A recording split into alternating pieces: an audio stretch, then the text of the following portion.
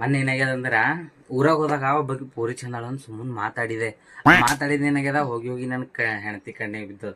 ಹಾಗೆ ನೋಡು ನನ್ನ ಹಾಲತ್ ಏನಾಗ್ಯದ ಮನೆಗೆ ನಣೆವಾರ. ಸೋನಿನ ಜರ ಹರಕ್ ಹೋಗಿ ಬರ್ತಾರೆ.